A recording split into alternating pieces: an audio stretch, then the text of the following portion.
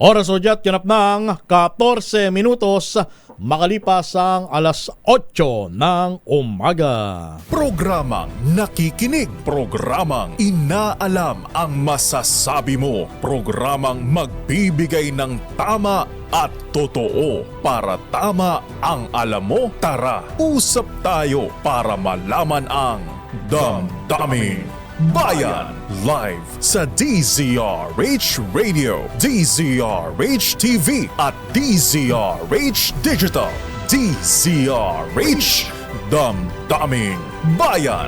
Kasama sina Lakay Deo Macalma at Sister L Elaine Apit. DZRH Damdaming Bayan.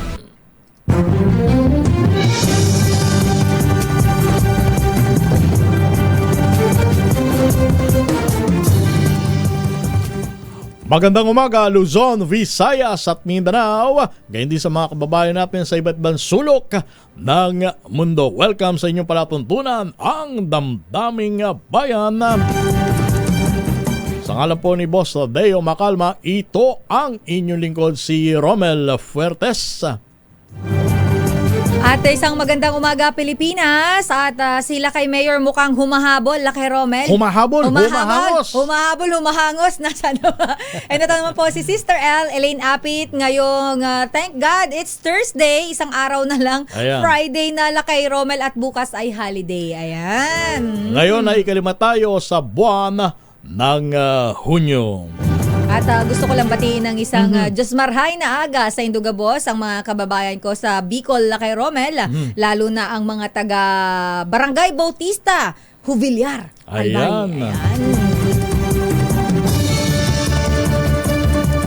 Oy, dito muna tayo sa good news sa Sister L, ha, bago tayo pumalaot sa mga seryosong usapin. Kailangan sasalubungin natin ang umaga ng may pagngiti.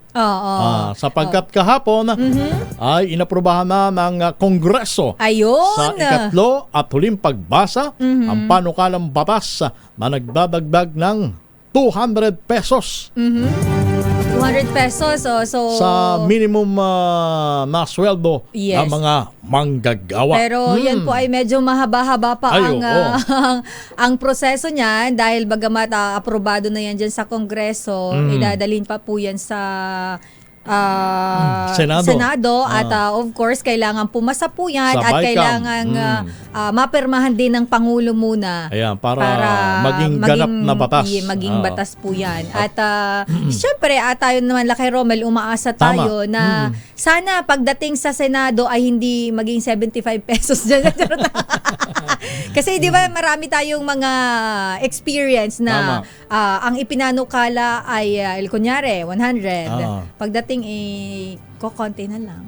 Ito lang ang kaya. Pagdating sa Bicameral Conference Committee, magkakaroon pa lang ng negosasyon, debate, Yes, at kung saan sila magkakasundo. Kumbaga, magme-meet halfway. Tama, i-reconcile pa yung kanilang differences sa kasi version na yan ng minimum wage. May mga kailangan din consider sa hanay po ng mga negosyante.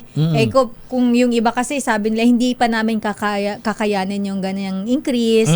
So baka po pwedeng ito ang muna ang ipatupad natin. Pero tayo syempre na mga manggagawa ay umaasa po kami ng mas mataas na increase naman this time. Tama. At maraming nagtatanong, Sister L, yan bang 200 pesos na increase just in case na maisabatas, yan ba ay limitado lamang doon sa minimum wage earner? Or what about yung mga above minimum? Kasama ba kami? Kasama ba tayo dyan? Yung mga katulad natin na sumampa lang ng konti sa minimum. Totoo po yun. Yung very, sabi nga nila parang ilang pesos lang po yung inangat para sabihin mong maging above minimum. Ayan. Sana naman kasi mag-aasawa na po ako. Charot lang. So may ganun. May pinag-aaral po ako. Tama. Kahit wala pa akong anak, 'di ba? Lakay Romel, marami tayong obligasyon. At saka kung tutusin yung 200 pesos na yan na dagdag sa sweldo ng mga manggagawa. Kung tutuusin, ay long overdue na yan eh. Ilang beses na ba tayo nagtaas ng halaga ng mga produktong petrolyo? Ilang beses na ba tumaas ang presyo ng mga pangunahing bilihin? Tama. Hindi ba? So just in case, sana naman na maisabatas yan, parang natugunan lamang yung matagal ng kahilingan ng mga manggagawa na kahit papaano itaas ang sweldo. Ayan. Pero Laki Romel, bago lang tayo magpatuloy sa ating usapan, ano nga tong nasa YouTube channel natin na nagko-comment ng hindi maganda? Si Bakit? Jules Soriano, hindi maganda ang kanyang komento, ha? Ay, nako. Mali ang sinasabi mo dahil ang sabi niya dito, Laki Romel, sa nakaburol, si Boy shout out. Mali ang sinasabi mo, ha? Hindi pa pwede yan, Yan po ay below the belt. At paki-check nga ang profile itong Jules Soriano na ito. Kami po ay okay lang naman na kayo ay may i-bash na anchor or whatsoever. Pero yan pong term na ginamit mo ay hindi po maganda. At saka may karma yan. Pwede ka po naming ipa-check. Okay, hindi po maganda yung sinabi mo. Okay. Gusto ko lang i-call out Laki Romel kasi umagang-umaga. Ayan ang problema sa social media. Sa social media. Too much freedom po ang tingin ninyo ay pwede nyong murahin. Okay lang naman magmura kayo. Karma nyo naman yan eh. Pero yung ganyan pong word na sasabihin ninyo, alam ko po dahil sila kayong tinutukoy niya kasi isa to sa mga nakikita ko laging nagbabash. Sa akin ay okay lang i-bash nyo kami. Walang po problema, at least nakikinig kayo kasama at sa trabaho yun, kasama sa trabaho yun. Pero that word is too much, okay? So masyadong yan, below the belt. Sana nag-breakfast ka na. Okay? Kasi kung di ka pa nag-breakfast, baka gusto mong breakfast muna. Alright, paki-check na lang sa ano natin para ma-check yung mga ganyang tao. Wag po natin abusuin ang ating kalayaan sa pamahayag, lalo na sa social media. Yes. Hindi po maganda. Lagi niyo pong iisipin, kung sa inyo gawin yan. Diba? Diba? Ganun lang Ganun lang ang... At saka wag po kayong maging mindset. Asa nagtatanong naman kung ano nangyari kay Lakay. Wala pong nangyari kay Lakay, okay? Actually po, in fact, humahabol nga humahabol po si Lakay. Baka na-traffic lang Baka na-traffic lang. Kaya, please, wag naman kayo. Anyway, labas muna tayo ng ating impilan na Miss Elaine. Yes, Lakay Romel. Dating Congressman Arnulfo Teves Jr. Dumating na sa Manila Regional Trial Court. Ay, oo. Para sa kanyang arraignment o yung pagbasa ng demanda. At naroon nating kasamang si RH number 29 na Boy Gonzales. Boy! Alas 8:30, Romel, Sister L, ang oras na tinakdang basa ng sakdal itong si dating Congressman Arnie Teves Jr. At maagang dumating Lakay Romel, Sister L, dito sa Manila Regional Trial Court Branch 12. At si Teves ay inakusang isang mastermind sa pagpamaslang dating Negros Oriental Governor Joel Digamo at iba ba. Mula dyan sa NBI Detention Facility compound ng New Billy Prison ay inatid sila rito ng mga naka-full battle gear na mga membro ng NBI at dumating nga rito alas 7 ng umaga. Dahil sa alas 8:30 ang kanyang pagbasa ng sangda. Pero ang mga kaso na kinakarap Lakay Romel, di Teves dito sa 10 counts ng murder, 13 counts ng frustrated murder, at merong 4 na counts ng attempted murder sa Manila RTC. Merong sa branch 51. May sa hiwalay na kaso ng isang count na murder dito sa branch 12 at branch 15. At meron din sa kaso sa RTC branch 3 dyan naman sa Bayawan, Negros Oriental. At meron din dito naman meron din kaso ng illegal possession of firearms and explosive. Dito yan sa branch 12. At meron sa branch 77 ng Quezon City RTC. Ang kaso naman dyan, terrorism. Nako, ang daming kaso, ano? Ang dami, napakarami. At 8:30, wala pang 8:30 pero alas 7, nabigla yung mga miyembro ng media, nakapasok na pala sa loob ng NBI si Tebes kasama ang mga nag-escort sa kanya mga tauhan ng NBI. Sa harap o sa labas ng bulwagan ng Katarungan, ito yung Hall of Justice Lakay Romel sa may sa may Arroceros. Arroceros. Arroceros to, hindi to sa Manila City Hall. Arroceros. Sa likod ng LRTM, di ba? Oo, LRT station na Intramuros Station. Yung dating tanggapan ng ombudsman sa Maynila. Tama. Bago malipat sa Quezon City. Mhm. Sa ngayon, nag-aantabay ang mga miyembro ng media sa labas mismo, bawal kasi pumasok sa loob ng nasa ikalawang palapag ang branch 12 at mamaya paglalabas pagkatapos ng pagbasa ng sakdal alas 8:30 ng umaga, malalaman natin kung may mga abogadong harap dito sa mga membro ng media. At saka, Ito, Gonzales. boy, obviously, non-bailable ang kinakaharap ni non-bailable cases ang kinakaharap ni dating Congressman Tevez. Ang usapin diyan pagkatapos basahan siya ng demanda, saan siya ididiretso? Diyan pa rin ba sa loob ng NBP, sa detention facility ng NBI o ililipat na siya? May mga utos na ililipat siya sa Manila City Jail. I see. Mga Aha. commitment na yun. Pero hindi mo na, sabi nga ni Director Santiago, Jimmy Santiago, ay hindi pa nila ihintay mo na nila yung kautusan ng hukuman. Oo, na desisyon. Dahil sa napakaraming kaso Pagkatapos na may inilabas na yung korte at ililipat na yan. And that's the time na itatransfer na ng ibang piitan. Sa ngayon wala pa. Sa ngayon wala pa. Yan muna yung update natin sa pagbasa ng sakdal dito kay dating Congressman Arnulfo Tevez Jr. Ito si Boy Gonzales para sa DCRS, una sa Pilipinas, una sa Pilipinas.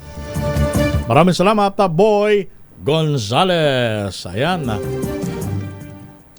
At maraming Meron pa tayong, salamat, report? Boy. Pero mula dyan sa lungsod ng Maynila, puntahan naman natin ang area ng Cagayan dahil yung sospek sa pagpatay sa dalawang pulis sa Bukawi, Bulacan, namatay po yan sa enkwentro sa bayan naman ng Bagao dyan po sa Cagayan. Report mula kay RH25, Grace Ansano. Grace. Manang Grace, magandang umaga. Helene Romel, good morning. Patay ang isang suspect na umunay nasa likod nga ng pagpatay sa dalawang pulis Bukawi, Bulacan noong March 4 taong kasalukuyan. Ang matatanda ang napatay sina Staff Sergeant Dennis Kudjamat at Police Staff Sergeant Gian George de la Cruz. Kinilala ang napatay naman na suspect sa alias na Sander at ito ay mula sa pinagsanib ng pwersa ng PNP na nag-serve sana ng warrant of arrest dito. Batay sa report na nakarating sa tanggapan ng Regional Command Region 2 ng PNP, nanlaban at bumunot ng baril ang naturang suspect kaya napilitang gumanti ang mga operatibang pulis. Na-recover sa suspect ang isang Glock na may serial number at ito'y hinihinalang service firearm ng napatay na pulis. Ayon kay Bagao Chief of Police Lieutenant Colonel Noriel Lakagan, may 2 linggo rin na minamanmanan ang naturang suspect bago ikasa ang operasyon. Napag-alaman na nagtago ito sa bahay ng kapatid ng nakapangasawa na residente naman sa bayan ng Bagao. Para sa DZRH, ito, RH25, Great Vera Sansano, una sa Pilipinas, una sa Pilipino. Maraming salamat, Grace Sansano. Samantala, Mamaya, babangan natin ang ninong ng bayan. Mamaya sa ating pagbabalik, mukhang may nanalo na. May nanalo na, Lakay Romel. Eto na. Pwede na ba? Okay na. Nandyan siya ngayon. Ang lapit lang pala, kapit-bahay natin to, Lakay Romel. Sige. Nandyan siya sa may Barangay San Antonio sa lungsod ng Makati. Ayan. Ang ninong Sherwin. Ninong. Sherwin, sino ang nagwagi? Ay, nako. Ayun. Dahil malakas ang kako makinig sa DZRH, malakas ka rin sa amin. Itodo nyo na ng malakasan ang inyong radyo at makakay na ang matiyempuhan ng aming roving reporter na nakikinig o nanonood sa DZRH. Instant, mananalo ka ng malakasang 1,000 pesos sa DZRH Malakas promo, hatid sa atin ang kauna-unahang radyo sa Pilipinas, DZRH. Una sa Pilipinas, una sa Pilipino. Sherwin Alfaro. Sherwin, good morning. Yes, good morning, Lakay Romel at Sister El. Dito nga sa Barangay San Antonio sa Makati, talaga namang nahuli natin itong gated to ng mga bahay na malalaki rito. San Antonio to. Oo. San Antonio, sa Makati to. Pagka Siyempre, ikaw nandyan nakatira, ibang klase ka, Sherwin. pero ibang klase rin dahil hindi ko mapasok yung camera. Ba't wala kang video? Nasa nang... Kung sa bagay, Sherwin, talagang expect mo na matindi ang security dyan. Puro VIP ang nakatira dyan. Pero yun, Barangay San Antonio. Dahil Makati to, talaga naman yung mga kapitbahay natin dito, hindi basta-basta. Nakaka-LL yan na Ninong Sherwin. Ano yung nakaka-LL? Nakakaluwag-luwag. Tangiles Street. Tangiles Street ito. Ito na nga maghanap ng Zoom dito. Sino yung kausap mo, Sino Sherwin? yung kausap mo? Si Charlie. Yeah, yung kanyang piloto. Sige, go ahead, Sherwin. Dahil, eto, subukan natin ulit ito. Eto, Tatay, magandang umaga, pangalan niyo po? Egliserio Lubia po, ma'am. Ang pangalan po? Egliserio. Igliserio. Egliserio. Saan po galing yung pangalan na Egliserio? Sa malula ko ng araw, dun sa Provinciano ko, Bisaya. Galing sa Itlog. Galing sa Almanake daw yung Almanake. Ano ba yung Almanake? Yung ko ng mga pangalan. Kalendaryo. Parang Sa kalendaryo yung Egmisal, ano? Egliserio. Igliserio. Napaka-classic ng pangalan ni Tatay. Very classy. Si Mang Sherry, ayun kanyang component. Tignan mo naman yung kanyang radyo. Ayun, no? Aba, talaga naman, no? Oo. Wala si Mayor. Oo, wala si Mayor. Hinahanap si Wala pa Mayor. Oo. Pero kahit wala si Mayor. Sino ba paparit yung announcer sa DZRH? Si Mayor at saka si Anthony at saka si Dio, marami sila. Yung araw, si Jutarok. Ayun. Talagang Mukhang yung mga lumang angkor ang talagang avid listener natin pala yan. Dahil paborito yung si Mayor na nung araw pa at hanggang ngayon, medyo makalma. Eto, meron kang 1,000 pesos Tatay. Pangalan po? Egliserio, Mang Seryo. Si Mang Seryo. Ayan. Congratulations. Oo, sa Bisaya. Saan kayo sa Bisaya? Sa Leyte. Saan sa Leyte? Carigara. Naku, malapit to sa Dulag. Malapit. Naku, mga taga-Dulag, Leyte. Yan, ito, natin si Tatay. Dahil paborito mo si Deo Makalma, ito meron kang vitamin E. Ay, salamat. Hindi na kumainom ko, senior na eh. Oo, pwede yan, pamigay. Pampa-birthday. Ngayon, ako ng Leyte. Ngayon, 11. Bigyan mo na lang ng pambara. Sherwin. Ano na? Bigyan mo na lang siya ng pambara. Hindi na pala umiinom si Tatay. Hindi, pwede yan. Papainumin ko to para matauhan. Ikaw talaga.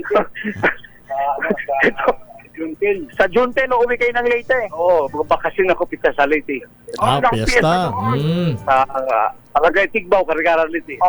Abangan niyo po si Tatay Seryo, uuwi siya ng Leyte. Sa Barangay Tigbao. Carigara, Leyte. Sa Barangay Tigbao, mga kapitbahay natin doon sa Barangay Tigbao. Magpapahanda si Tatay ng 1,000 pisong halaga ng mga handa pagdating niya dyan. Pero siyempre dadagdagan yun kasama pa itong DZRH grocery. Salamat ma'am kay Ma'am Sistila Sister L. Oh, 'di ba naging Stella L ako ulit? Sila kay talaga may kasalanan nito eh. Sister Stella ka na. Oo, okay lang 'yon, okay lang 'yon. Okay lang yun. As long as natatandaan niya ako. Oo. Oh, at syempre, dahil meron kang grocery, meron ka rin na-imbag na bigas mula sa DZRH. Yan. Salamat. May paslubong na ko sa Liti. Ayun. Ako. At pag uwi mo ng Leyte, Oh. Tatay, ito Aba, meron pa. isuot para makilala ka na husto. Dahil meron kang diesel. Ayun, ang pinaka-importante. Anong araw mga senior, ang namin, pwedeng highlight to, yung drama. Ah. Si Mataro, Hmm. si Matar. Batiin niya yung mga kababae mo sa barangay, Igbaw. Oh, sa salita nyo ron, sa dialect nyo, tatay. Hello, mga kabayan. Barangay Tigbaw, Barangay Leyte. Sa June 16, isa sa atin yan kami sa lahat, kapatid. Mm. Sa Barangay Tigbaw. Maghanda silang lahat. Magkatay kayo ng maraming baboy. Kalabaw doon. Magkatay kami ng kalabaw doon. Aba, kalabaw. Oh, kalabaw, big time. grabe. Nagpapatumba ng kalabaw. Ang kapatid ko, barangay chairman doon dati. Ayun. Magpapakatay din ng maraming baboy. Baboy at saka kalabaw. Kalabaw. Ang sa amin, ang specialty is kalabaw. Oh, yun ang kanilang special dish. Baka ilang katutuloy pakakatay doon, tutuloy niya. Isa lang, ngayon maraming mahal yun. Akala ko papatumbahin lang yung kalabaw tapos after ng fiesta babangon din eh. Charot. Doon sa baryo namin, yun ang will nun ng bawal ng kalabaw nung araw at sa kabayo. Yung kalapit lang yun. Okay. Maraming napunta doon mga reporter. Hindi tapos sila tatay na magpunta doon sa barangay Barangay Kamansi at saka Barangay Tigbaw, magkapit bahay yun. Pagka Holy Week, may paway ng kalabaw ng kamayo noon. Wala na, inalis na ni panahon ni Marcos. Hindi pa yun. Ayun, bawal na. Okay. Ayun. Baka na lang ba? Ayun. Bawal na panawan mga kalabaw. Kalabaw at saka kabayo. Hindi na magkalaban, kalabaw at Hindi, kabayo. kalabaw. Kabayo. Ang gulo kong kausap. Sige, si Erwin. Okay na. Thank you. Thank you for sharing, tatay. Bako sino pa magkaaway-away sa mga kwento natin. So, manalo. So, 1,000 pesos sa akin tumutok sa DZRH. Baka na sa sunod natin ngayon sa DZRH. Malakas promo hours number 6. Sherwin Bata Alfaro, DZRH. Una sa Pilipinas. Una sa Pilipino. Maraming salamat, Ninong Sherwin, mula dyan sa Barangay San Antonio, dyan po sa Makati City. Ayun, sa mga lagi po nakatutok, nanonood, nakikinig sa atin. Alam nyo na, lakasan nyo lang ang inyong mga radyo. Baka po sa susunod na pag-iikot ng Ninong ng Bayan, Kayo na ang susunod na manalo ng pera. May cash po yan Instant At grocery. Instant 1,000 po yan, grocery. At meron pa tayong pa-t-shirt, mayroong naimbag na bigas. Alam mo, ang tip ko, pagka nakita nila yung mobile ng DZRH, kasi nag-iikot yan lakasan nyo yung volume ng inyong radyo. At pag hindi pa rin kayo narinig, lumabas kayo ng bahay, sigawan nyo si Sherwin. Hoy! Bingi ka ba?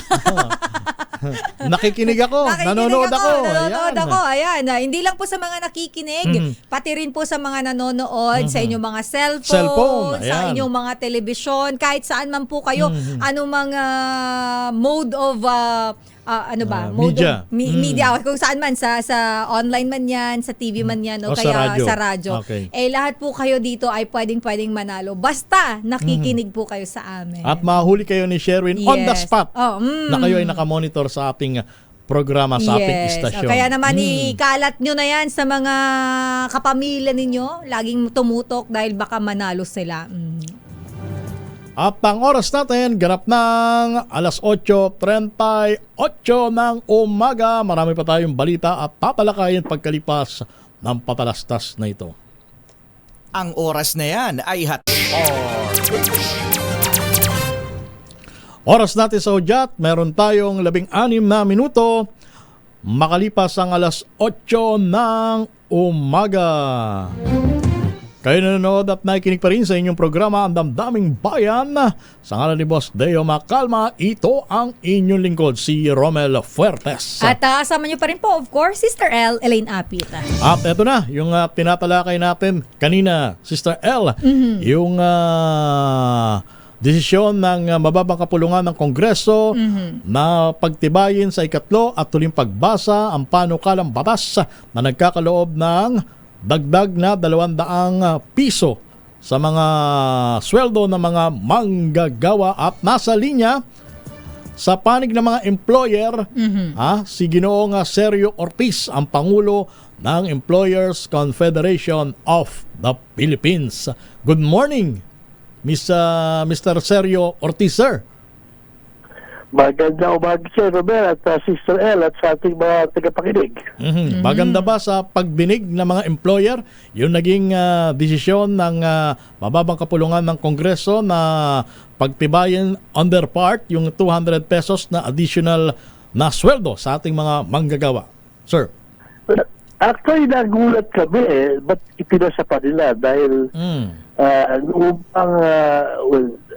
pang bago mag-Labor Day, inaano na nila si Presidente para mailusod nila yun, i-certify na urgent. Hindi ginawa ni Presidente. Instead, nung Labor Day, sinabi nyo sa mga manggagawa na nandun naman yung mga nagtutulak niyan, itapon sa at inutusan niya ang DOLE na i-convene agad yung mga regional wage board para mapabilis ang paggagawa niyan. At patunayan ngayon nagmi-meeting ng regional wage board nagpa-public consultation na para hinahabol nila magkaroon ng decision na may magiging effective I think sa July na anniversary date o huling pag-increase. Ibang wage board magkukonvene na rin, dahil sa Presidente, kahit isang taon, ganun din ang gusto nilang mangyari, sila doon yung tutulak doon, i-certify na urgent. Hindi rin ginawa ni Presidente. Ganun din ang sinabi niya. Kasi, alam naman niya lahat ng economic managers niya. Lahat ng ekonomista na mga uso mo value, sasabihin sa'yo, hindi po pwede yan. Unang-una, magandang pakinggan yung tataasan yung sweldo. Pero alam ba nyo, ang apektado dyan ay small minority lang ng mga manggagawa natin. 52 billion ang nasa labor market. Ang minimum wage earner doon, nasa 10%.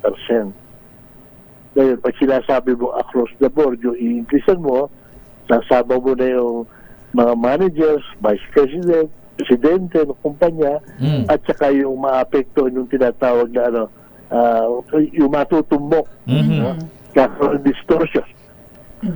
Hindi abutin na 16% apektado. At 22 billion, only 10 to 16% will benefit. Pero yung 84 to 90% will suffer. Alam mo bakit? Noong araw, pinakamababa ang minimum wage natin sa region. Pang-attract natin ng investment, ngayon, pinakamataas tayo dahil sa taas ng mataas tayo ngayon sa region. At ang problema nga rito, pag sinasabi mo maganda sa manggagawa yan, small minority lang na taon-taon, they are kasi mga tumaw ko they are workplace. Pero yung mga yung farmers, ang gagawin ng mga kumpanya ataas na presyo pagka-DP minimum, lalo ko rin ganyan kalaki itataas mo. Okay. 40% yata yan. Ano gagawin ng farmers? Obviously, sir, tutol ang ECOP sa 200 pesos increase. So ang tanong ngayon ng mga ordinaryong manggagawa, ano ang ideal na amount na pwedeng idagdag sa sweldo lalo na ng mga karaniwang manggagawa? Sinasabi namin, hindi perfecto yung regional wage board. Pero dyan, taon-taon ginagawa nila yan. Represented ng workers, represented ng employers, nandiyan ang DOLE, nandiyan ang NEDA, nandyan ang DTI. Taon-taon ginagawa, pinag-aaralan nila, ano kaya, hindi masyado maiiwanan yung informal sector, yung mga farmers, fisher folks, mga market sector, magtataas ng presyo yung mga kumpanya, ay hahabulin nila yan. Pagka kung hindi naman kaya na ng merkado yung presyo itataas nila, magbabawas ang tao yan. So, ano epekto niyan? Magkakaroon ng inflation. Ako, magkakinggan yung sinasabi lang, nagtaas kaya ang legislature ng inflation, 19, ewan ba? Hindi mo naman pwede ikumpara ngayon. Noong araw, sila na sweldo, bago ginawa ito regional wage, sila rin nagawa ng regional wage board, ha? Pagka hindi sila, pagka politically hindi na nila ano sa mga ano nila, sila rin gusto nilang kansilahin. Pero si Presidente naniniwala riyan. So mangyayari yan, nilagay lang nila sa alanganin si Presidente, maliwanag na message, wage board na nagawa yan. Ako, tingin ko, ibibito ni Presidente pagdating sa kanya.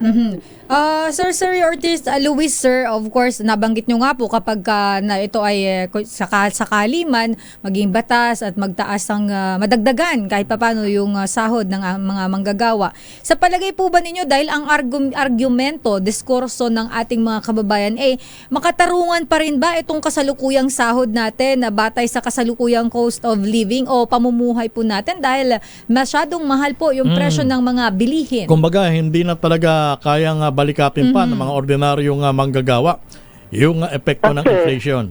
Kasi ang napapasok sa ulo natin na ang living wage ay minimum wage. Iba ang minimum wage sa living wage. Ang living wage sa definition ng international labor, hindi minimum wage. Ang minimum wage is an entry level. Yan ginagawa yung minimum wage to protect yung mga bagong entrance sa merkado, like yung mga estudyante, bagong graduate, para hindi abusuhin ng mga employers, babayaran lang ng konti, bigyan lang allowance, forever ganun ang sweldo. Yan na, ang living wage iba yan. Kung halimbawa, nagtatrabaho sa bahay, kasama yon. Halimbawa, yung asawa, nagsasideline, nagluluto, kasama yon. Halimbawa, meron sila kapasong bakuran, nag-aalaga ng baboy, itik, tatanim naman, kasama yon. Yung bibigay ng mga ayuda ng mga sector, mga kasama yon. Yung binibigay na ayuda sa edukasyon ng gobyerno, kasama yon. Binibigay na ayuda sa health, kasama yon. Yun ang living wage. Kaya hindi naman mamatay, buto mo kung ba, hindi ko sinasabing enough. Kaya ang problema natin, pinakamataas sa sweldo natin dito sa pero mataas ang bilihin natin, inflation ang problema natin. So, yun ang dapat solusyonin. So sa madalit salita, sa pagtataas ng sweldo na hindi naman kaya. So sa madalit salita, ang binabanggit nyo, Sir Sergio, masama ang timing or hindi maganda para sa ekonomiya ang pagtataas ng sahod ng mga ordinaryong manggagawa? Ganun po ba? Ang sinasabi ko, ang pagtataas ng sweldo dapat sa regional wage board, hindi perfective pero yung pinaka-objective. Hindi dapat legislated. Dahil yung masyadong politic emotional. Okay. At well said po, pero of course kasama din kasi sa mga aray dyan yung mga mas maliliit na negosyante yung kapag ka may ganito. But anyway, ma-mention ko na lang din po pala Sir Ortiz, Luis, sir, yung usually po kapag ka may taas mahirit na dagdagan ng sahod, ano po yung tulong o ginagawa po ng ating mga small and medium enterprises naman para makaagapay ano po yung mga ginagawa nating measures para naman po kahit paano ay sila ay hindi man makaagapay kahit paano yung mga empleyado nila ay maibsan yung epekto. Sister, reality doon sa 16% na apektado dyan yung mga enterprises, mga enterprises, 90% of that is micro. Yung 8% is small. Yung 1% is medium, less than 1% yung large. Yung 65% na employment nandoon sa micro. Yung mga yun, yung lalo na yung micro, alam mo kung bisa, 13-month pay lang, di babayaran commission eh. Yung linggo-linggo, hinahabol. Tataasan mo ng 40%. Anong gagawin mo ngayon? Tapos sabi na, tutulungan ng gobyerno, bibigyan ng doon. Alam mo ba kung basta hindi 200 pesos, bigyan mo sa mga yun, 100 pesos na lang. Ayun, 1.5 billion, yung 5 billion na yun, 1.5 billion a month. So, saan kung ngunit ang gobyerno yun? Okay. Sige po. Maraming salamat, Ginoong Sergio Ortiz Luis At least Jr. napakinggan din yung side ng mga employers kay Romel dahil at least dalawang side na papakinggan natin dito. Sir Sergio Ortiz Luis, sir, maraming salamat po at good morning po. Sige, salamat din sa inyo sa ating mga pakinig. Ang inyo po napakinggan ang presidente ng Employers Confederation of the Philippines. Meron pa tayo kung 5 minuto bago sumapit ang alas 9 ng umaga.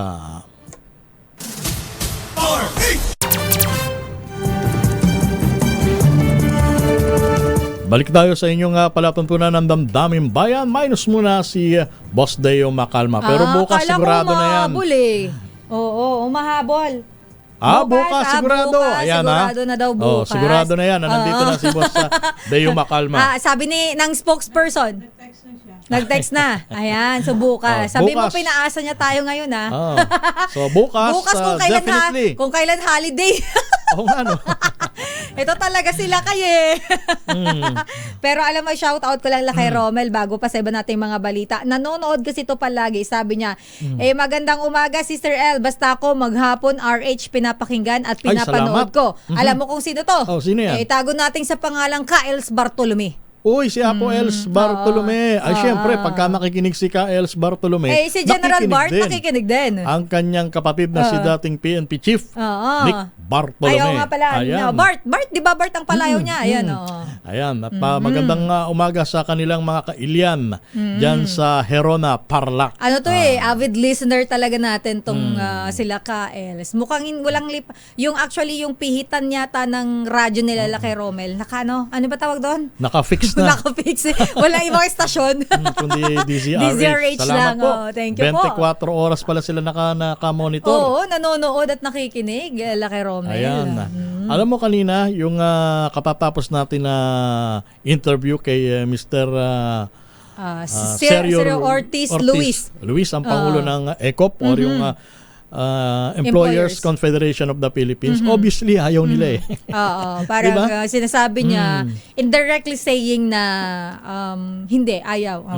Paano naman yung mga uring manggagawa na matagal nang humihiling na dagdagan ng kanilang sahod. Though ang inilalaban naman niya doon, binilatagan niya tayo ng porsyento ng mga micro, medium, small enterprises at saka yung malalaking kumpanya. Of course, mga 1% lang pala yan. Sorry to say, yung mga karaniwang manggagawa, karaniwang tao, hindi natin ma-interviewin. Hindi natin maintindihan yung mga figures. Hindi natin talaga maintindihan. Totoo yun. Tayo, ang tinitignan natin, yung tunay na sitwasyon sa grounds.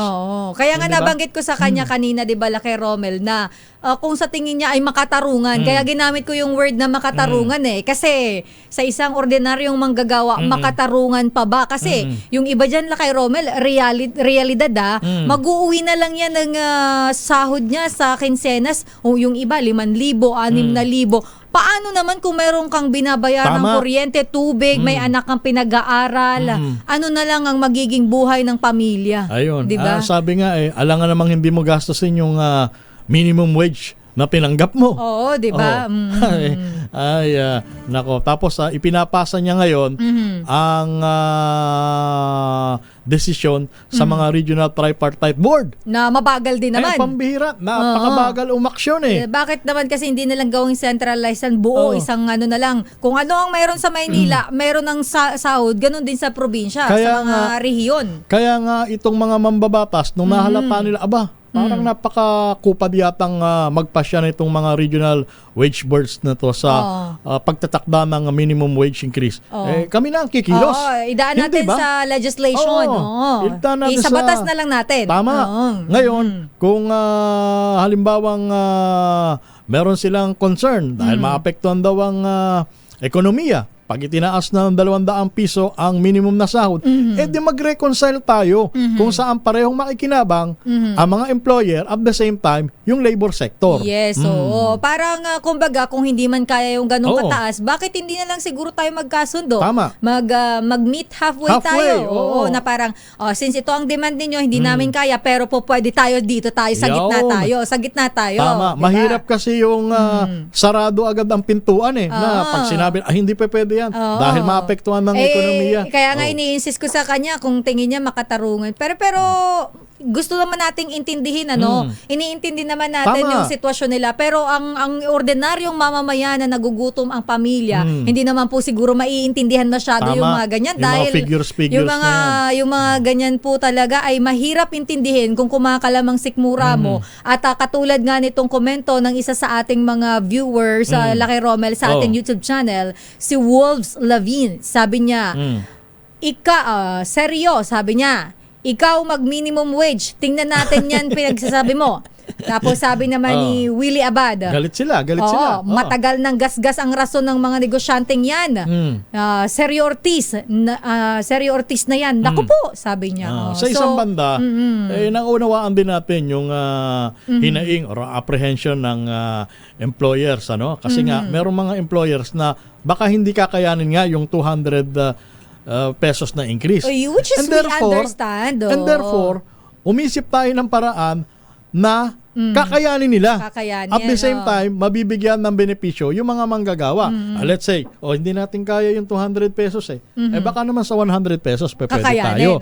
Di ba? Baka po pwede. Hindi pa rin kaya. O baka naman sa 75 pesos a day, kaya na natin. Hindi ba? Dapat ganun dito sa Senado kasi kay Romel, approved na to 100. 100 sa Senado Pero ang problema kasi medyo siguro nagmukha lang sarado yung pintuan dun sa naging panayam natin. Pero hopefully, umaasa tayo na babasahin ito ng Pangulo, pag-aaralan, at baka naman sakali kakayanin at magawa ng paraan. Ang Pangulo naman po, kung magagawa naman ng paraan, for sure naman sa tingin niya ay hindi naman magsasuffer. Ayun. Kasi mahirap din magsuffer ang mga negosyante. Tama. Baka kasi magsara sila, lalo tayo Lalong mas magka-problema matindi ang sa problema. labor, di ba? Hindi naman po natin gugustuhin yung ganong eksena. Kaya siguro may mga measures na pwedeng magawa para lang kahit papano ay yung mga ordinaryong manggagawa na kumikita ng minimum ay tumaas-taas naman konti yung sweldo. Actually, alam mo nila kay Romel, ito sa mga kasabayan ko, mga millennial, may mga kabatch ako nung high school, mga galing yung mga probinsya, yung ilan mga kakilala ko na lang, mga naging friends na lang along the way. Ang isa sa mga dahilan bakit hindi sila nag-aasawa, Sahod. Kasi marami akong kaibigan, Tama. wala, katulad ko na hindi pa nag-aasawa. Real talk tayo. Parang ma-share ko lang din. Siguro factor to, Laki Romel. Kasi sabi nila pag nag-asawa ako tapos maghihirap din naman kami, much as well, wag na lang muna. Wag muna. At marami Tama. akong kakilala, Laki Romel, nag-abroad. Yun ang malungkot. Nag-abroad sila, bakit? Gusto nila maging stable na. Ayun. Yung stable, meron silang savings, makatulong sa pamilya, nakakatulong naman sila ngayon. Ang problema lang ay kinakapos. Ayun. So gusto nila, wag naman yung kinakapos. So ilan dito sa mga kakilala kong itong sinasabi ko sa'yo na hindi pa nag-aasawa, nag-abroad. Napilitang mag-abroad. Nag-abroad sila. Anyway, pag-usapan pa rin natin yung issue ng taas sweldo. Ito, may report mula sa Kamara. Yung daw 200 pisong legislated wage hike. Panalo ng mga manggagawa sa pribadong sektor. O kabaliktaran naman yung sinasabi kanina ni Eco-President. Alamin natin ang detalye. RH number 12, Manang Milky Regunan. Manang Milky, naibagabigat mo, Manang. Naibagabigat na kay Romel at Sister L. Panalo ng mga manggagawang Pilipino ang pinagtibay ng Kamara na 200 pesos legislated daily minimum wage hike sa ilalim ng House Bill 11376. Pinagtibay sa botong 172 ang yes. Walang tumutol at isa ang nag-abstain sa House Bill 11376 kung saan mabebenepisyohan ng tinatayang 5 million minimum wage earners. Ayon kay Representative Ramon Jolo Revilla III ng 1st District ng Cavite, isa sa may akda ng bill. Layunin nito na madagdagan ng 200 pesos ang arawang sahod ng mga minimum wage earners sa pribadong sektor sa buong bansa. Sa pagsasalita kagabi sa plenaryo, sinabi ni Revilla ang panalong ito ay pagkilala sa pagsusumikap at walang sawang sakripisyo ng bawat manggagawang Pilipino na sanghaligi ng ating ekonomiya. Ang kay Revilla matagal nang nilalabi sa Kongreso ang panukalang ito na mga manggagawa sa private sector at nararapat lang mabigyan sila ng sahod na makatutugon sa kanilang mga gastusin. Sabi pa ni Revilla, sa pagbubukas ng 20th Congress, dapat matutukan ng labor sector at tiyakin na may susulong ang mga panukalang batas na pakikinabangan ng ating mga manggagawa. Umapela naman sa Senado Lakay Romel at Sister El ang liderato ng Kamara na aksyon na ng bill kapag sumalang na sa BICAM para agad nang maisabatas ni Pangulong Bongbong Marcos. Ako si New Gregorio nagulat para sa DZRH, una sa Pilipinas, una sa Pilipinas. Manang Milky, marami ang Yes, interesado Manang sa ginawang desisyon ng Kongreso. Paki-enlighten mo nga kami after na yan ay mailusot sa third at final reading. Ano ang susunod na stage? Nabanggit kanina, Sister El, pasado sa Senado yung 100 pesos, 100 Yes. pesos. Daily minimum wage hike. Ang version naman namin dito sa Kamara, 200 Yes. pesos. Yes. And Ang there, dadagdag, legislated ito, ibig sabihin, buong bansa. Kasi dito pag tumaraan tayo sa mga Wage regional board. tripartite wages and productivity board, i-report natin 20 pesos, 30 pesos, ang aumento sa ganitong rehiyon, dito sa Metro Manila, ganito ang aumento. Ito, Lakay Romel at Sister El, kapag Ayan. napag-usapan at napagtibay sa BICAM, halimbawa, kapag kasunduan nila 200 pesos or 150, mag-meet halfway ang Senado at Kamara, Aha. yun ang maidadagdag sa arawang sahod ng mga minimum wage earners sa buong bansa, Luzon, Visayas at Mindanao. ayan. In other words, pag-uusapan pa sa Bicameral Conference Sa BICAM. Committee kung ano talaga ang ideal na amount na idadagdag sa sweldo nang hindi naman nakokompromiso ang ekonomiya at the same time hindi naman madedehado ang labor sector. Oo. Kasi ang kondisyon din dito, Lakay Romel, ng liderato rin ng Kamara, teka muna ha, tignan natin, baka masakta naman Tama. yung mga small and medium enterprises o SMEs. So sabi, tingnan din yung kapakanan ng mga maliliit na negosyante. So baka ito ma-consider sa BICAM. Ang taya nga namin dito, baka mag-meet halfway sila. Mga Tama. 150. Tama. At least medyo maganda yung figure kumpara naman sa dadahan sa mga regional wages and productivity board. Na pagkatapos ng napakahabang panahon ay ang idadagdag lamang 20 pesos, 30 pesos, maswerte na pagka 50 pesos. May Hindi ba? 15 pa nga, di ba, Lakay Romel? May 15 pesos Oo. sa ibang rehiyon, di ba? Parang, ang sabi nga ng labor groups, parang nakaka-insulto naman. Hindi yata, magkulang man lang ito sa kanilang pamasahe, pauwi at papunta sa kanilang bahay. Ang historical dito ay ito ang kauna-unahang legislated wage hike na pinagtibay dito sa Kamara. Okay. Maraming salamat, Manang Milky Regonan. Yan ang pabaon bago magsara ang 19 Congress. Ulitin ko, 200 pesos legislated daily minimum wage hike sa buong bansa. Pero pag-uusapan pa ito sa Bicameral Conference Committee. Ako si New Gregorio nagulat para sa DZRH, una sa Pilipinas, una sa Pilipino. Maraming salamat, Manang Milky Regonan mula sa mababang kapulungan ng Kongreso. Meron muna tayong flash report.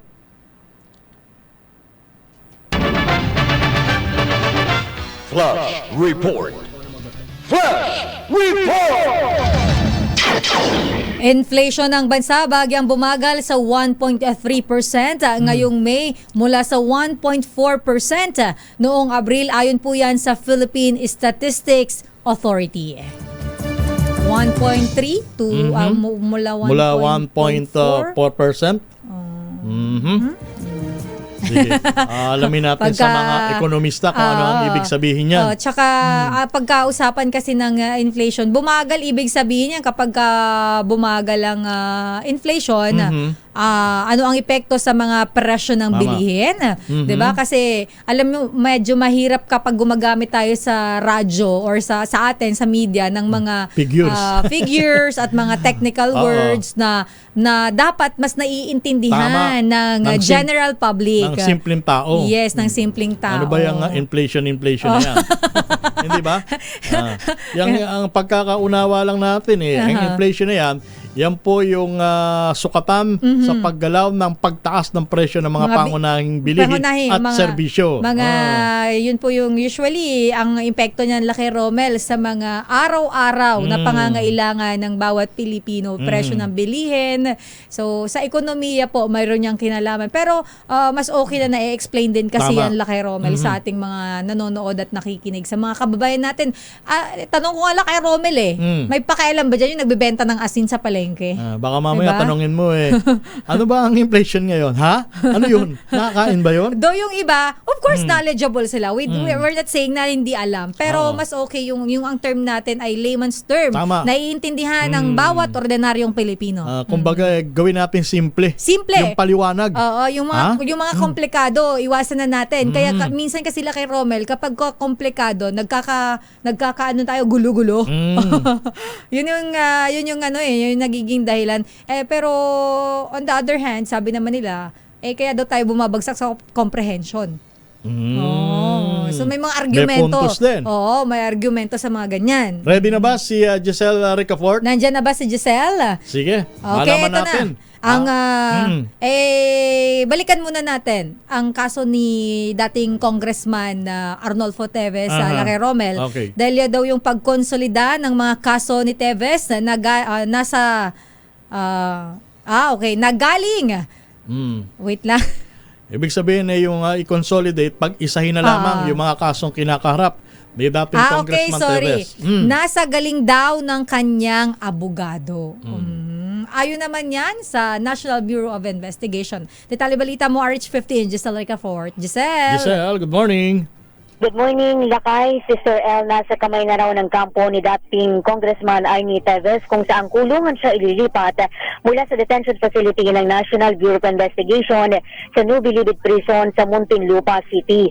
Sabi sa DZRH ni NBI Director Jaime Santiago, nasa husay na ng abogado niyang si Attorney Ferdinand Topacio kung saan korte makukonsolida ang mga kaso ng dating mambabatas. Pero sa ngayon anya, mananatili muna si Teves sa kustudiya ng Bureau at hindi muna nila ipatutupad ang commitment order ng korte na nagpapalipat sa kanya sa Manila City Jail. Paliwanag ng NBI Director, iba't ibang korte kabilang dito sa Maynila at labas ng Kabisera ang magkakasabay na nagpoproseso na magkakahiwalay na kaso laban kay Teves. Sa ngayon, nakabinbin pa ang paglilipat sa expelled congressman habang hinihintay ang final na utos ng korte dahil nag-ain na rin ng motion ang legal team ni Teves na i-consolidate ang lahat ng kaso laban sa kanya sa ilalim ng Manila Regional Trial Court. Tinabla ng Manila RTC Branch 12 yung hiling ni Atty. Topacio na sa online na lamang o sa pamamagitan ng Zoom padaluhin sa arraignment yung kanyang kliyente na inaakusahan na prime suspect sa Degamo killing. Ito si Giselle Ricafort para sa DZRH, una sa Pilipinas, una sa Pilipino. Agad natin isunod si Boy Gonzales doon po sa ginagawang paghahain ng guilty or not guilty plea, pagbasa ng demanda laban kay dating Congressman Teves. Boy Gonzales, ano nangyari dyan? Alas 8:30, Romel, ay sinimulan nga yung pagbasa ng sakdal at ilang minuto lamang ay naghahain ng not guilty plea. Ito si dating Congressman Arnolfo Teves Jr. sa mga kasong illegal possession of firearms and explosive at isang yung dito sa branch 12 at ito yung kaso na dininig ngayon ni Judge Renato Enciso ng branch 12. Kaya yun pa lamang, kaya bago pumasok ang mga miyembro na pumili lang, ang pinapasok lang ilang 12 at bawal ang cellphone at mga gadget. At nakinig lang at kanina nga ay nag-plea, not guilty plea sa kasong illegal possession of firearms at explosive. Ito yung kasong dinilig ngayon na Romel ng Hall of Justice dito sa Luzon ng Maynila. Ito si Boy Gonzales para sa DZRX, una sa Pilipinas, una sa Pilipino. Maraming salamat, Boy Gonzales. Ay, teka muna, bago tayo mag-commercial. Ang dami palang magbe-birthday ngayong buwan ng June, ha? Aba, sino-sino ang mga magpapakanton? Pansit kayo dyan, ha? Kayo magbe-birthday ng Hunyo. Siguro, Lakay Romel, mayroong magpapakanton. Pero sana hindi mawala yung paborito natin dito sa New Center. Paborito po kasi namin dito ay milk tea. Milk tea talaga. Pizza. Ice cream. Ice cream. Ako, sarap niyan. Gawin nating simple. Yung mga magba-birthday, sanay kami dito sa DCRH. May almusal. May tanghalian. Pag sinuswerte, may pangmerienda pa. May pangmerienda pa. Pag sinuswerte, may dinner pa. Pan-dinner. Kaya katulad ni Wonder Woman, may binauhan nung nag-birthday. Oo, babongga. Grabe yung New Center. Hanggang gabi meron. Kaya paging sa mga magba-birthday, Oy, Nino Bonito Padilla. Birthday mo pala sa Asais. Bukas. Ayan, happy birthday. Holiday Nino pa naman bukas. Bonito. Pero walang holiday kay Nino Bonito Padilla basta birthday niya. Ayan. Tapos sa June 7, dalawa pala to sabay. Dalawa silang magbo-blow kapag wala tayong naramdaman talaga. Hindi, may yan. May kusa yan. Si Kuyang Aya Yupanko. Ayun, siya anong ginagawa ni Tita Malu? Sa June 7 naman. At saka si... ang partner mo. Si Ray Sibayan. Lakay Ray, ha? Akala mo na kalimutan namin, ha? Hindi pwede sa amin dito ang Ilocano, ha? Basagi mo ang tradisyon. Happy birthday sa June 7, Aya Yupanko at Ray Sibayan. Uy, eto pa, isa pang Yupanko. Sa June 8 naman, ang magbe-birthday si Junel Yupanko. Kaya nako, magiging ilang araw ang mukhang taya dito si Tita Malu ng ilang araw. Okay, sa June 8, Junel Yupanko. Sa June 9 naman, nako, eto pa. Busog tayo. busog na busog kami, ha, pagka sasapit ang June. Baka naman, Ma'am Tess Solomon. Birthday ni Miss Tess Solomon sa June 9. At sa June 10 naman, si Attorney Rina Seco. Ayan, may kusa din yan. At sa June 11 naman, ito pa kasama natin, si paring Rene Abinales. At sa June 19, ang Diyosa ng showbiz. Diyosa Cruzat. Si Diyosa Andrea Cruzat. Ayan. Gusto ko yung buong-buo talaga. Ang pangalan niya po talaga ay Diyosa Andrea Cruzat. Ayan. Happy birthday sa June 19. Siyempre, sa June 30, ang may birthday naman, ayan, kasama din natin dito. Lotto King to. Si Greg Serbano. Pero mukhang sa birthday niya, Lakay Romel, mami-miss natin si Kuya Greg eh. Pero yung ihanda niya, sigurado. Nandito pa siya nun eh. Happy birthday, Greg Serbano sa June 30. Ayan, mga Hunyo.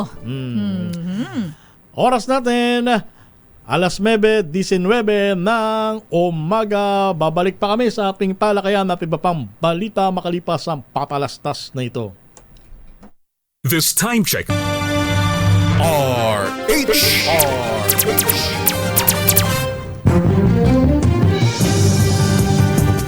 Balik tayo sa ating programang Damdaming Bayan. Ngayon pong araw ng Huwebes, ikalima sa buwan ng Hunyo. Labas muna tayo ng ating impilan. Papasukin natin ang report na manggagaling sa probinsya ng Bulacan. Congressman Ador Pleito pinangunahan ng pagpasinaya sa bagong covered court at multi-purpose hall sa bayan ng Angat. Naroon natin kasamang si RH number 23, Edwin Duque. Edwin. Romel, ongoing itong sinasagawang blessing at inauguration ng malaking multipurpose hall at covered court dito sa may barangay Dorasyon sa Angat, Bulacan. Pinangunahan nito ni District Congressman Ador Pleito at Mayor Joward Bautista. Kasama ito mga opisyal ng Distrito 6 at ng Pamahalang Luzon na naging saksi sa proyekto sa ilalim ni Congressman Ador Pleito. Naging katuparan itong aktibidad na ito sa pamamagitan ni District Engineer George Santos, ang DPWH District 2, na katuwang nagbabatas sa kanya mga proyekto. Ayon dito kay Kompleto, sa ilalim ng Appreciation Act of 2024, isinagawa ang proyekto na nagkakalaga ng 9.9 million pesos o may lawak na 540 square meter. Ang kagandahan nito kay Romel ay dito rin magsasagawa ng iba't ibang mga event, meeting, evacuation area at yung mga biktima na manasalatan ng mga anumang kalamidad ay maaaring dito ilalagay. Katatapos lang ng eleksyon muling magkakasunod naman itong mga proyekto dahil ayon sa kanya habang siya ay nanunungkulan dito sa Distrito 6 ay ibubuhos nito yung iba't ibang mga proyekto na maaaring pakinabangan ng mga susunod pang henerasyon. Hindi lang nagtatapos dito, kasunod nito ay may isa pang inauguration na isasagawa na dito sa bahagi pa rin ng Distrito 6 ng Bulacan. Sa ngayon ay papatapos na itong aktibidad at inasahang darating pa ibang mga opisyal o pag-asaksyan dahil napakaganda nitong covered court na ngayon lang isinagawa dito sa Agata, Bulacan. RS23, Edwin Duque nagulat sa DSRH, una sa Pilipinas, una sa Pilipino. Maraming salamat, RH23 Edwin Duque. Oy, alam mo, Laki Romel, may isa pa akong i-call out dito. Parang kumukota tayo ngayong umaga, no? Sabi dito ni Luciano Ching, isa pa to, ha? Isa pa to sa mga balahura din, magkomento.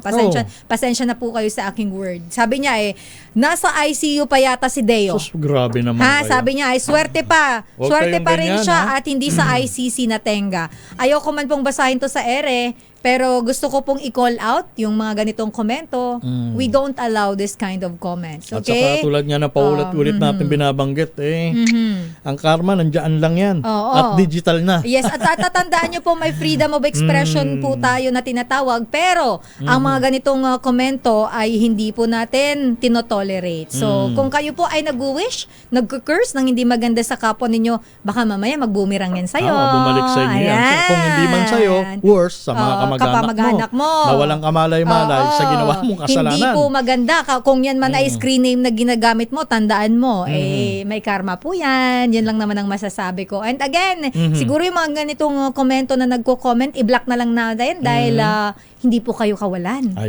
Hindi po kawalan yung mga bastos, masasamang bunganga dito sa ating himpilan.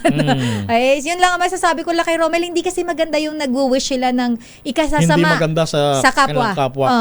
Yun lang naman po ang masasabi ko. Kaya kino-call out ko, Laki Romel, baka kasi akala nila ay hinayan lang natin sila. Pinapalampas natin yung mga ganyan. Pagka sobra na po, below the belt, wag naman.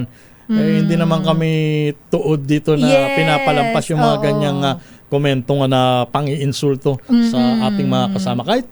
Kahit hindi si Boss Deo. Actually kahit sino pa pong ganyanin ninyo, siguro ay magre-react po tayo at hindi po maganda siya. Hindi po siya makatao na ganyang mga komento ninyo. So ayun, kino-call out ko lang, Laki Romel, baka kasi akala nila okay lang. Okay lang. Meron po kaming mga komento dito. Actually kahit i-bash nyo kami, okay lang. Sabihin nyo kami na hindi kami maganda, pangit kami. Wala pong problema yon dahil kasama sa trabaho yun. Sabihin nyo man na hindi kami magaling, okay lang po. Yun. Kasi po, there's always room for improvement. Kumbaga, constructive criticism, we accept. Pero yung pong below the belt comments, hindi po natin yan ito-tolerate. May limitasyon din po ang pagiging mabait namin. At may limitasyon din ang pagiging kalmado namin. Yes, so basta wag po yung tungkol po sa buhay na ng isang tao sa health. Wag talaga ganon, Laki Romel. Hindi siya magandang magandang basahin, pakinggan. Sabi ni Jonathan Eugenio, kung wala kayong sasabihin maganda, manahimik na lang kayo. Di ba? Mas maganda yun Sarilinin nyo na lang. Kung galit na galit kayo, wag nyo na lang panoorin. Pwede naman, di ba?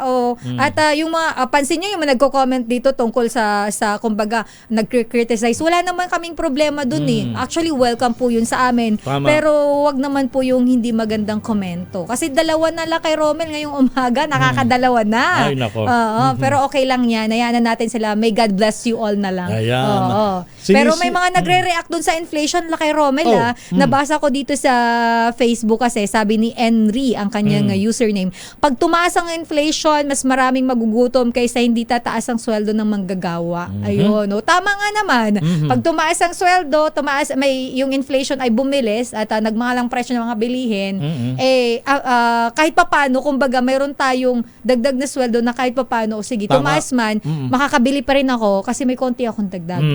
Pero kung tumaas, tapos wala kang dagdag, ayun, ramdam na ramdam. Sa madalit salita, kung tumataas man ang halaga ng mga pangunahing bilihin, dapat sana kahit papaano makaagapay. Yes. Yung mga ordinaryong manggagawa. Ano lang, Lakay Romel, balanse. Tama, balanse natin. Huwag yung hayaan natin na magtiis yung mga ordinaryong manggagawa habang patuloy ang pagtaas ng presyo ng mga pangunahing bilihin. Yes. Standby, Grace Sansano, standby. Commercial muna tayo. Ang oras na yan ay hatid sa...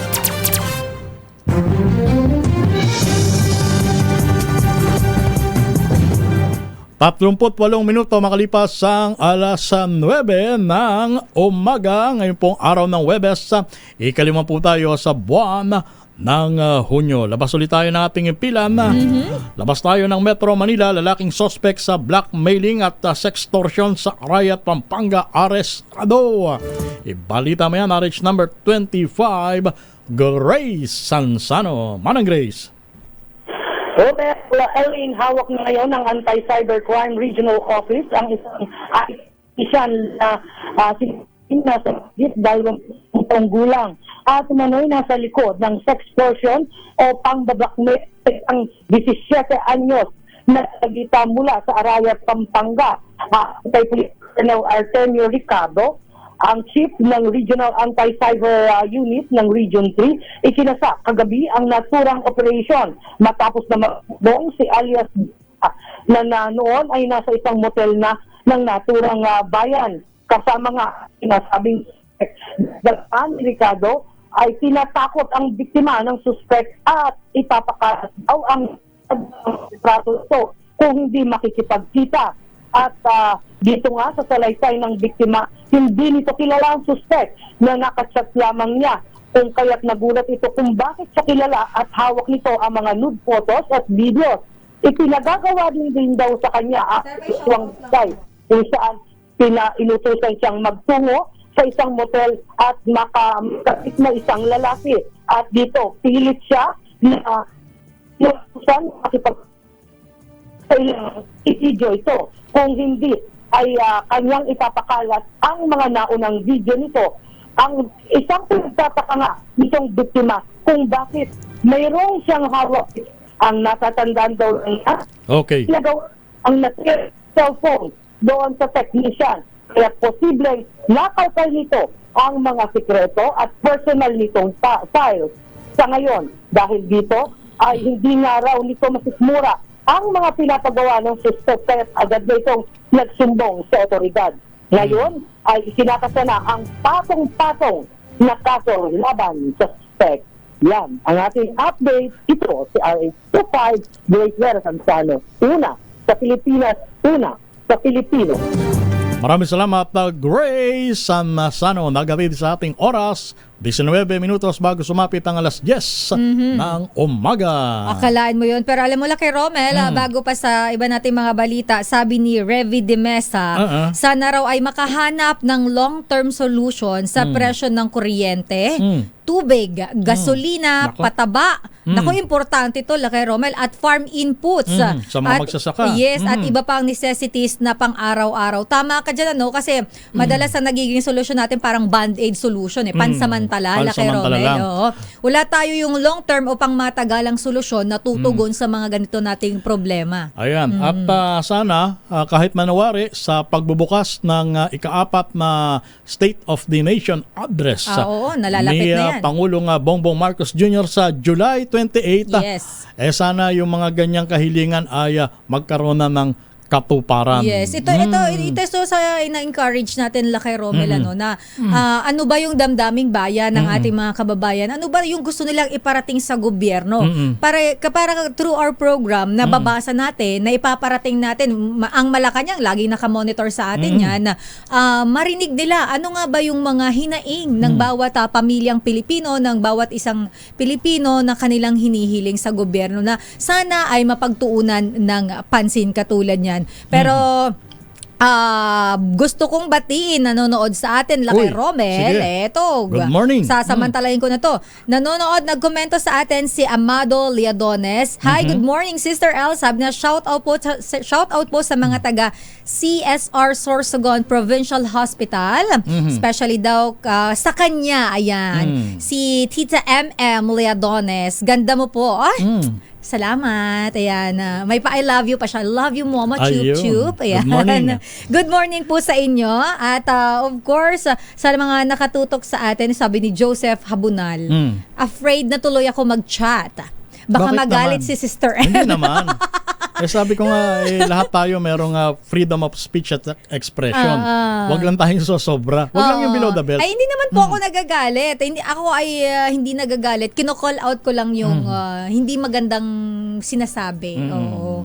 Yun lang naman po. Sa akin, okay lang kahit ano pong criticism dyan. Wag lang yung parang nagko-curse na. Hindi po kasi maganda talaga mabasa natin yung mga ganon. But of course, lahat po ng damdaming bayan ninyo ay welcome dito sa ating programa para po napapakinggan, naririnig po tayo ng ating gobyerno. Kasi nakikinig yan na kay Romel, nakamonitor sila sa atin. At dahil papalapit na ang sona ng presidente, bukod sa magiging laman ng kanyang talumpati, isa pa sa inaantabayanan. Ito, importante ito. Kung sino ang magiging susunod na speaker ng Kamara. Oo, kasi alam mo kay Romel, kahit sa Senado, kay Romel. Kasi 'di ba ang inaabangan kung sino ang uupo sa tabi ng Pangulo sa araw ng SONA. Sila na po ang House Speaker at ang Senate President. Batay sa pinaka-latest counting, mukhang nakalalamang pa rin ang House Speaker Martin Romualdez. Later Representative Martin Romualdez sa pagiging speaker ng susunod na Kongreso. Ang sabi ni Manang Milkina sa 200 congressman na raw ang nagpahayag ng interes na mapanatiliin sa trono si Speaker Romualdez. Ang tanong naman ng iba, wala na bang iba? Hindi ba? Kayo dyan sa Kongreso, wala na bang ibang pinakamagaling sa inyo kundi si House Speaker Martin Romualdez. Baka naman it's about time na pumili tayo ng isa pang mambabatas dyan na kung hindi man tumbasan ang supposed to be kagalingan ni Martin Romualdez, kahit papaano mahigitan. Kasi importante yan Sister L. Kailangan merong magandang coordination ang Pangulo ng Kongreso at ang Chief Executive.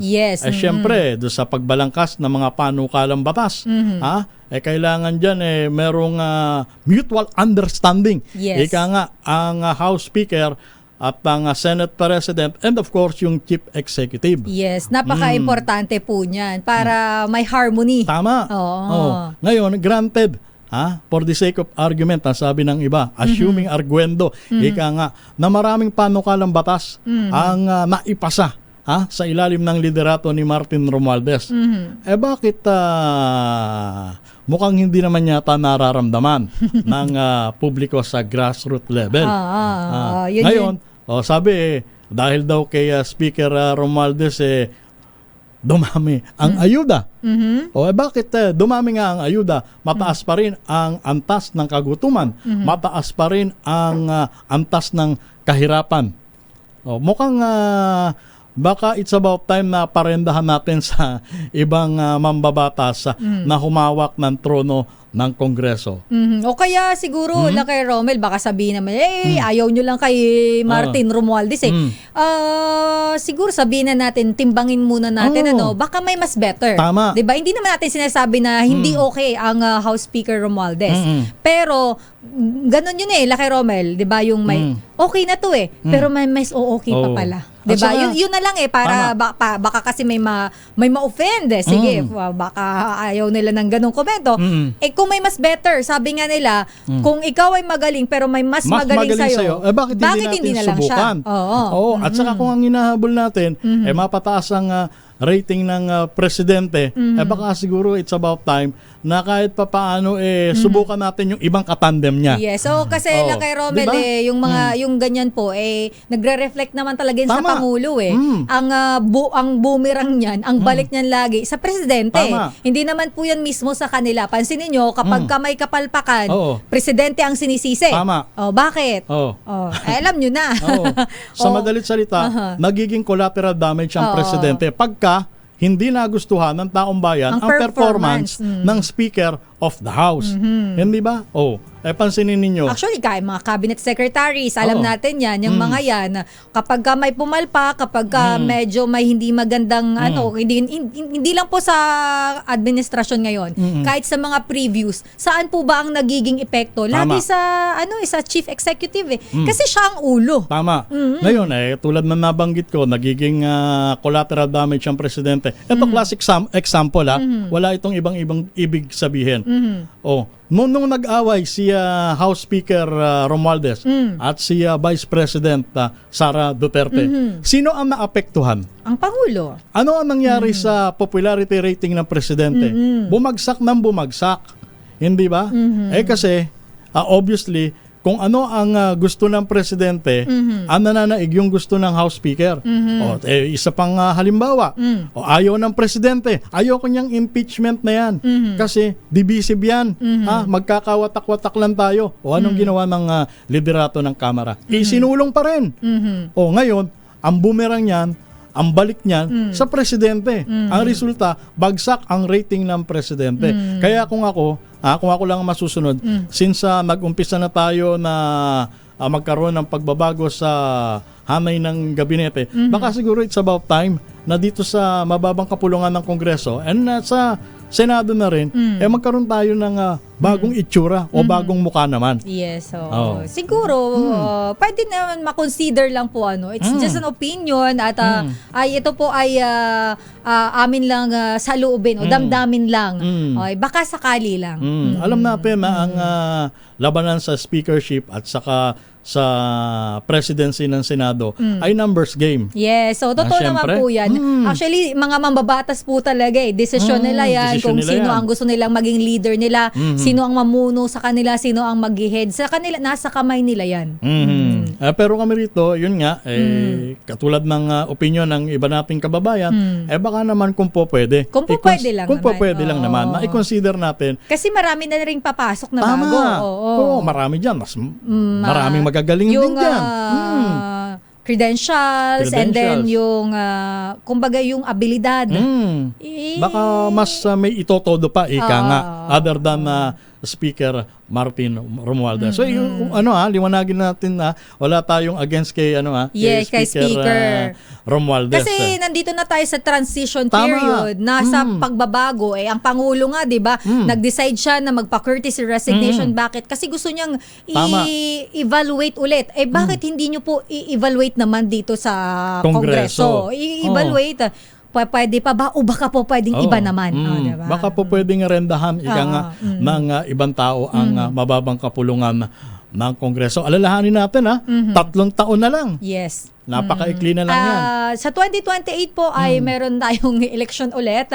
At of course. Although meron pang panahon. May panahon pa pero Lakay Romel, ang panahon ay parang hinihipan. Kaya ganun kabilis. Ganon kabilis. At huwag natin sayangin ang pagkakataon na kahit pa paano meron pa tayong tsansa para makabawi. Lalo na sa rating ng presidente kasi lahat yan magiging reflection ng bansa yan Yes. Of course, kung mababa, patuloy ang bagsak ng rating ng Pangulo, ano sasabihin ng mga kapitbahay natin? Lalo na yung trust rating ng bawat Pilipino. Importante kapag bumaba ng bumaba, parang kawawa naman po yung magiging dating nun. Yung presidente po kasi, of course, siya ang mukha ng Pilipinas dahil siya ang ating pinuno. So dapat maganda ang hindi lang dapat maganda. So yung magaganda dapat kasing ginagawa din ng Pangulo, hina-highlight din Lakay Romel At saka yung mga tao sa paligid, napakalaking factor. Kapag kasi yung mga tao sa paligid mo ay nagiging dahilan ng pagkabagsak mo, hindi maganda 'yun.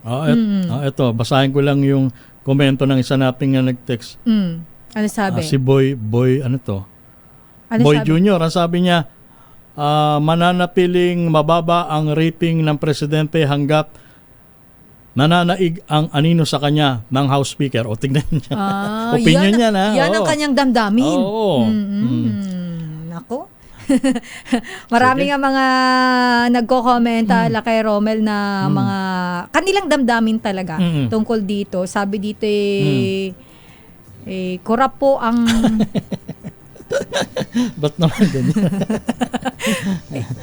Bungad pa lang may impact na yung salita. Hindi sabi lang ni Sir Roger. Ayan. Si Roger. Korap po ang in ngayon. Bawal ang honest. Truth hurts. Yung iba naman nagtatanong, ano ba meron dyan sa speakership?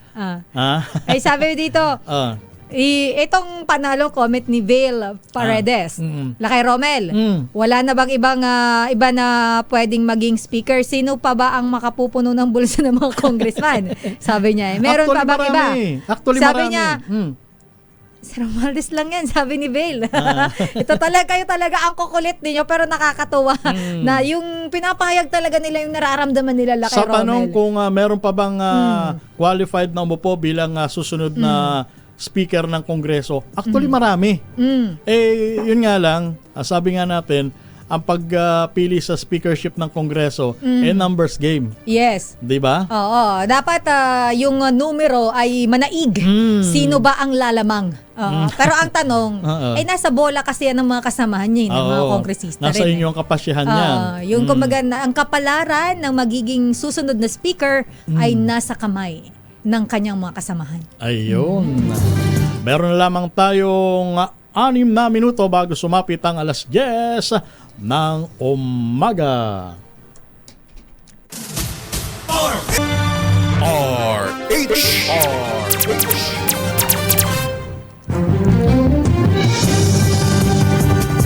At ilang minuto na lang, 9:57 na po ng magandang umaga sa Balitang Negosyo muna Lakay Romel. Ang SM Supermalls, pinangalanan bilang Philippines' strongest brand. Aba naman, iba. Iba talaga ang mga si Lakay Romel. Alamin natin ang Balitang Negosyo mula kay Miss Sofia Gan. Sofia? Tinanghal na Philippines' strongest brand for 2025 ng leading brand valuation consultancy na Brand Finance, ang SM Supermalls na may Brand Strength Index o BSI score na 95 out of 100. Pinagtibay ng pagkilalang ito ang walang patid na paghahangad ng SM Supermalls na makamit ang excellence, innovation at magkaroon ng makabuluhang epekto o impact sa mga Pilipino. Bagamat ika-10 lang ang SM Supermalls sa overall brand valuation, nakuha naman ito ang top 1 position sa brand strength. Binibigyan din ito ang kahusayan ng kumpanya sa marketing, customer experience at pananatili ng tiwala ng mga stakeholder. Samantala nakuha muli ng BDO ang top spot para sa overall brand valuation o most valuable Filipino brand para sa second consecutive year. At iyan ang ating balita sa mundo ng negosyo. Your business is our business. Ito si Sofia Gans para sa DZRH, una sa Pilipinas, una sa Pilipino. Maraming salamat Miss Sofia Gan sa iyong Balitang Negosyo. Pero bago tayo magpaalam pala kay Romel, alam mo gusto ko lang mag-thank you kay LTO Assistant Secretary Vigor Mendoza. Attorney Mendoza, good morning. Meron akong concern na inireport sa kanya kahapon. Kasi kay Romel, marami akong nakakasabay, actually hindi lang kahapon.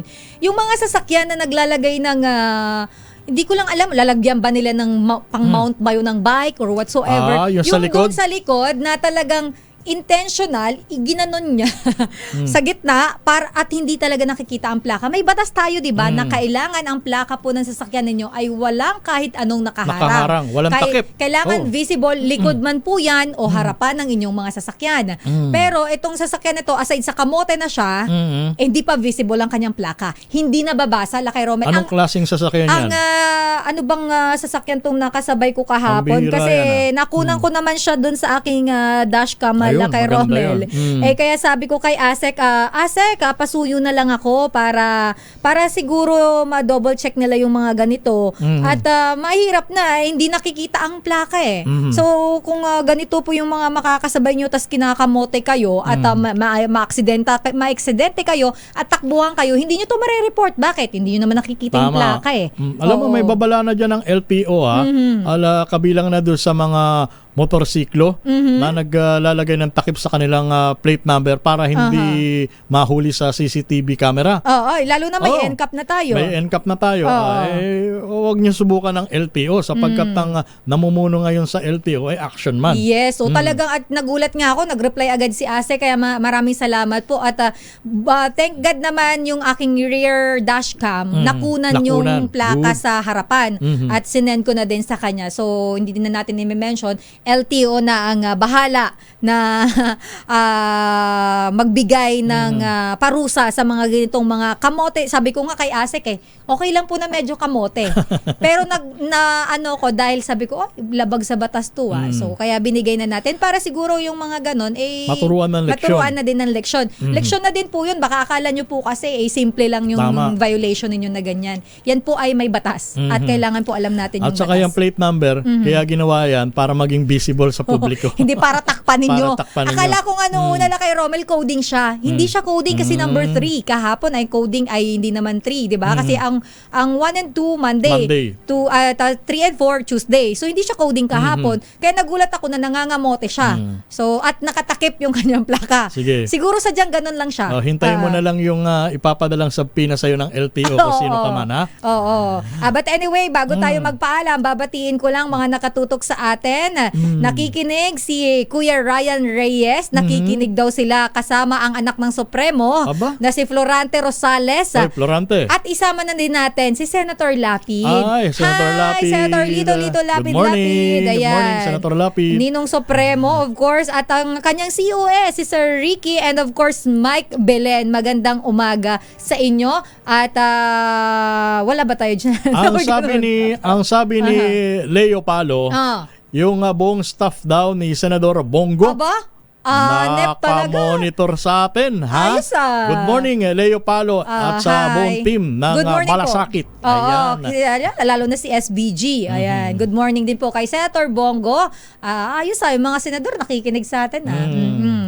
At dyan nagtatapos ang isa na namang edisyon ng inyong programang Damdaming Bayan ngayon pong araw ng Huwebes. Ikalaman po tayo sa buwan ng Hunyo. Sa ngalan po ni Boss Deo Macalma na bukas ay nandito na. Yes, pangako niya yan. Kapag ang mayor ng Star City wala dito bukas, sumanda sa akin. Ito ang inyong lingkod, si Romel Fuertes. At ito naman po si Sister L, Elaine Apit. Stay safe everyone. God bless po. At susunod na si Miss May Binauhan. Oras, 10:03 ng umaga. This time.